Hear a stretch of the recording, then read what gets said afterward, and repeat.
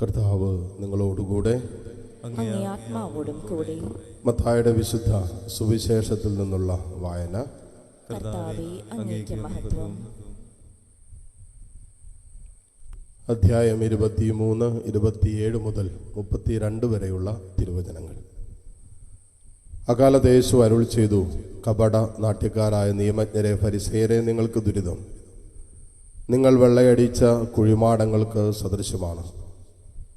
അവ പുറമെ മനോഹരമായി കാണപ്പെടുന്നെങ്കിലും അവയ്ക്കുള്ളിൽ മരിച്ചവരുടെ അസ്ഥികളും സർവ്വവിധ മാലിന്യങ്ങളും നിറഞ്ഞു കിടക്കുന്നു. അതുപോലെ ബാഹ്യമായി മനുഷ്യർക്ക് നല്ലവരായി കാണപ്പെടുന്ന നിങ്ങൾ ഉള്ളിൽ കാപഢ്യവും അനീതിയും നിറഞ്ഞവരാണ്. കപടനാട്യക്കാരായ നിയമജ്ഞരെ, ഫരിസേയരെ, നിങ്ങൾക്ക് ദുരിതം. നിങ്ങൾ പ്രവാചകന്മാർക്ക് ശവകുടീരങ്ങൾ നിർമ്മിക്കുകയും നീതിമാന്മാരുടെ സ്മാരകങ്ങൾ അലങ്കരിക്കുകയും ചെയ്തുകൊണ്ട് പറയുന്നു, ഞങ്ങൾ ഞങ്ങളുടെ പിതാക്കന്മാരുടെ കാലത്ത് ജീവിച്ചിരുന്നെങ്കിൽ പ്രവാചകന്മാരുടെ രക്തത്തിൽ അവരോടുകൂടെ പങ്കാളികളാകുമായിരുന്നില്ല എന്ന്. അങ്ങനെ നിങ്ങൾ പ്രവാചകന്മാരെ വധിച്ചവരുടെ സന്താനങ്ങളാണെന്ന് നിങ്ങൾക്ക് തന്നെ എതിരായി സാക്ഷ്യം നൽകുന്നു. നിങ്ങളുടെ പിതാക്കന്മാരുടെ ചെയ്തികൾ നിങ്ങൾ പൂർത്തിയാക്കുവിൻ. കർത്താവിൻ്റെ സുവിശേഷം. ക്രിസ്തുവേ, അങ്ങേക്ക് സ്തുതി. മിശിഹായിൽ ഏറ്റവും സ്നേഹമുള്ള മാതാപിതാക്കളെ, സഹോദരി സഹോദരങ്ങളെ, വിശുദ്ധ മോണിക്ക പുണ്യവതിയുടെ തിരുനാൾ ആഘോഷിക്കുമ്പോൾ തീർച്ചയായിട്ടും അനേകം ജീവിതങ്ങൾക്ക്, പ്രത്യേകിച്ച് അനേകം അമ്മമാർക്ക് പ്രതീക്ഷയും പ്രത്യാശയും നൽകുന്ന ഒരു ജീവിതമായിരുന്നു വിശുദ്ധ മോണിക്ക പുണ്യവതിയുടെ. വിശുദ്ധ അഗസ്റ്റിൻ സ്വന്തം മകൻ ഈ കൺഫെഷൻസ് എന്ന് പറയുന്ന പുസ്തകത്തിൽ എഴുതി വച്ചിരിക്കുന്ന ഒരു കാര്യമാണ്, എൻ്റെ അമ്മ എനിക്കൊരമ്മ മാത്രമായിരുന്നില്ല, അവൾ യഥാർത്ഥ ക്രിസ്തീയ ജീവിതത്തിൻ്റെ മാതൃക കൂടിയായിരുന്നു എനിക്കെന്ന്. ഇവർ ഒരു അമ്മ മാത്രമായിരുന്നില്ല എൻ്റെ അമ്മ, മറിച്ച് യഥാർത്ഥ ക്രിസ്തീയ ജീവിതം എന്തെന്ന് എന്നെ പഠിപ്പിച്ചത് എൻ്റെ അമ്മയായിരുന്നു എന്നാണ് അഗസ്റ്റിൻ എഴുതി വച്ചിരിക്കുന്നത്. അഗസ്റ്റിൻ്റെ ജീവിതം നോക്കിക്കഴിഞ്ഞാൽ അഗസ്റ്റിനോട് ബന്ധപ്പെട്ട് ഒരമ്മ ജീവിച്ചിരിക്കുമ്പോൾ അങ്ങനെ ഒരു മകൻ്റെ കൂടെ അധികം നാളൊരമ്മയ്ക്ക് പിടിച്ചു നിൽക്കാൻ പറ്റില്ല. ഒരിക്കൽ മകൻ പുറത്തേക്ക് ഇറങ്ങുമ്പോൾ അമ്മ മുട്ടിൽ നിന്ന് പ്രാർത്ഥിച്ചുകൊണ്ടിരിക്കുക, കരഞ്ഞ് നിലവിളിച്ചൊക്കെ കണ്ണുനീരോടെ പ്രാർത്ഥിച്ചുകൊണ്ടിരുന്നവളാണ് മോണിക്ക പുണ്യവതി. അപ്പോൾ ഈ പോകുന്ന വഴിക്ക് മകൻ നോക്കിയപ്പോൾ അമ്മ അവിടെ പ്രാർത്ഥിച്ചുകൊണ്ടിരിക്കുക. അമ്മയോട് ചോദിക്കുക, അമ്മ എന്തിനാ ഇപ്പോൾ കിടന്ന് ഈ നിലവിളിച്ച് പ്രാർത്ഥിച്ചുകൊണ്ടിരിക്കുന്നത്? ആർക്ക് വേണ്ടിയിട്ടാണ് ഈ കിടന്ന് ബഹളം വെച്ച് കരഞ്ഞും നിലവിളിച്ചും ഈ മണിക്കൂറുകൾ പ്രാർത്ഥിച്ചുകൊണ്ടിരിക്കുന്നത്? എനിക്ക് വേണ്ടിയിട്ടാണോ?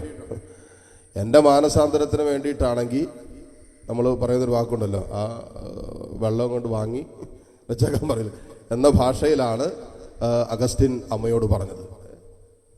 ആ മകൻ്റെ മാനസാന്തരത്തിന് വേണ്ടി തൻ്റെ ജീവിതത്തിൽ എക്കാലം അത്രയും പ്രാർത്ഥിക്കാൻ പറ്റുമോ? ഇത്രയൊക്കെ പ്രതികൂല സാഹചര്യങ്ങൾ. അപ്പൻ ഒരു പേകനാണ്, നമുക്കറിയാം, വിജാതീയനാണ്. അപ്പൻ്റെ മാനസാന്തരം, ജീവിത പങ്കാളിയുടെ മാനസാന്തരത്തിന് വേണ്ടി പ്രാർത്ഥിക്കുന്നു. അതോടൊപ്പം തന്നെ മകൻ്റെ ജീവിതം വിശ്വാസത്തിൽ വ്യതിചലിച്ചു പോകുന്നത് കാണുമ്പോൾ, ലോകത്തോട് ബന്ധപ്പെട്ട് ഇങ്ങനെ തകർന്നു പോകുന്നത് കൺമുമ്പിൽ കണ്ടുകൊണ്ടിരിക്കുമ്പോൾ ഒരമ്മ ചെയ്ത കാര്യങ്ങൾ യഥാർത്ഥ ക്രിസ്തീയ ജീവിതത്തിൻ്റെ മാതൃകയായിരുന്നെന്നാണ് പിൽക്കാലത്ത് അഗസ്റ്റിൻ എഴുതി വെച്ചിരിക്കുന്നത്. അതിനകത്ത് ഏറ്റവും പ്രധാനപ്പെട്ടതായിട്ട് പറയുന്നത് എന്നാണെന്നറിയാവോ? അമ്മ നിരന്തരം നമ്മൾ ചില കാര്യങ്ങളൊക്കെ നമ്മൾ കുറച്ച് പ്രാർത്ഥിച്ച് കഴിയുമ്പോൾ കാര്യങ്ങളൊക്കെ നടന്നില്ലെങ്കിൽ നമുക്ക് മടുപ്പാവും.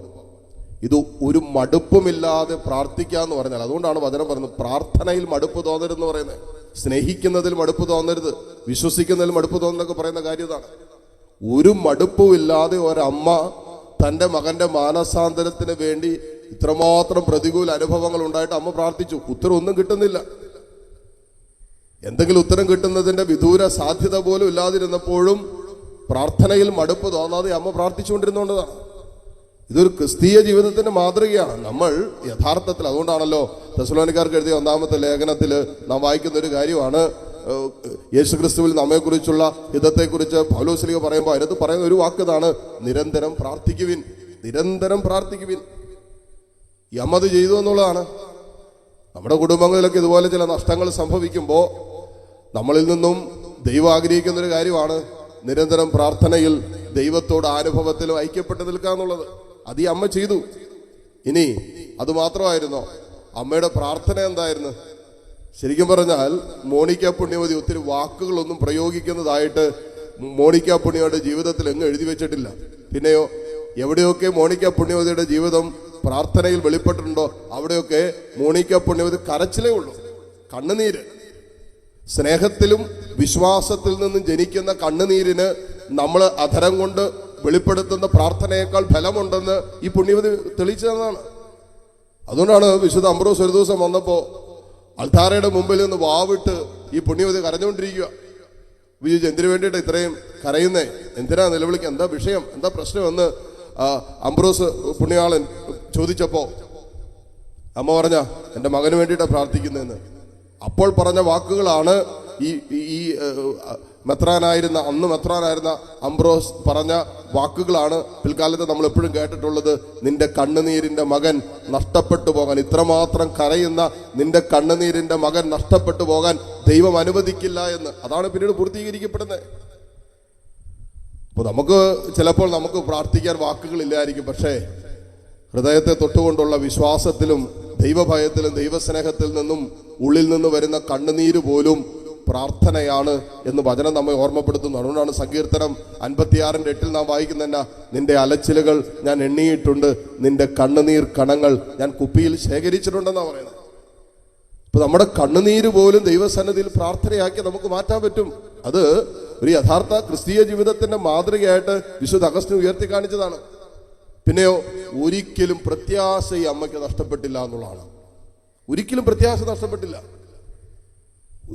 നമ്മൾ ഒരു പ്രത്യാശയോടെ ഒരു വിഷയത്തിന് കൊടുക്കുകയും ആ വിഷയത്തിൽ ദൈവം ഇടപെടുന്നത് വരെ അതേ വിശ്വാസത്തോടും സ്നേഹത്തോടും കൂടി നിലനിന്ന് പ്രാർത്ഥിക്കുക എന്ന് പറഞ്ഞാൽ അത്രമാത്രം പ്രത്യാശ ഉള്ളിലുള്ളവർക്ക് അത് പറ്റൂ.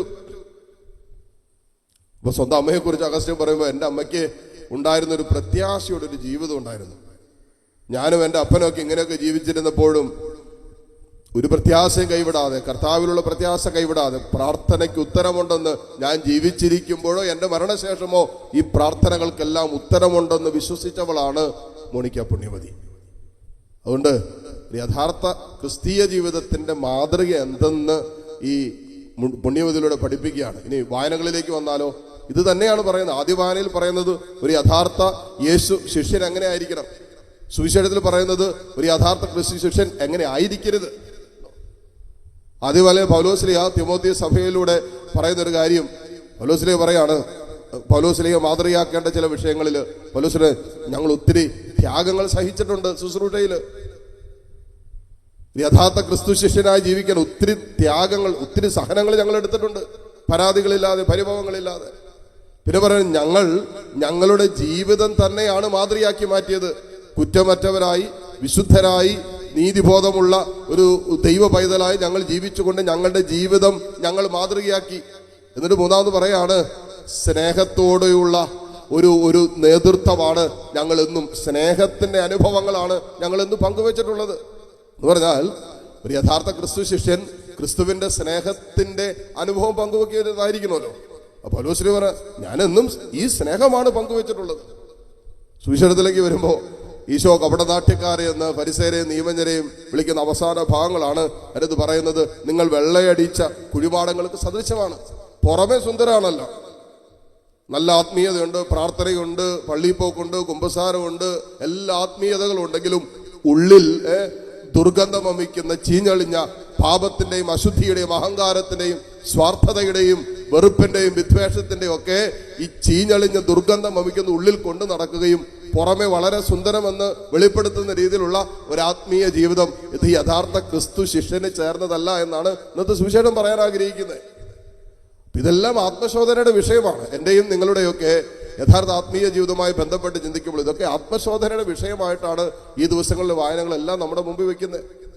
നമ്മുടെ ഉള്ളിൽ എത്രമാത്രം ഈ വിശ്വാസത്തിന്റെ ചലനങ്ങളുണ്ട്, ദൈവസ്നേഹത്തിന്റെ ചലനങ്ങൾ നമ്മുടെ ഉള്ളിൽ എന്തോരുണ്ട്. അതുകൊണ്ടാണ് ഈശോ പറഞ്ഞു, പുറമേ നിന്നല്ല ഉള്ളിൽ നിന്നും വരുന്നതാണ് ഒരുവനെ അശുദ്ധനാക്കുന്നത്.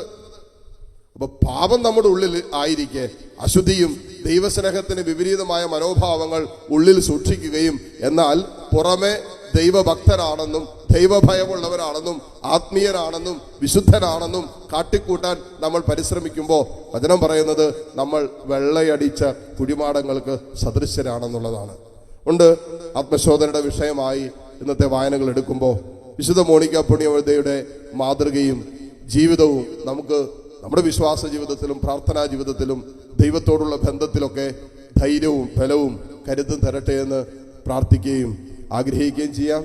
സർവശക്തനായ ദൈവം നമ്മെ അതിന് അനുഗ്രഹിക്കട്ടെ. ആമേൻ.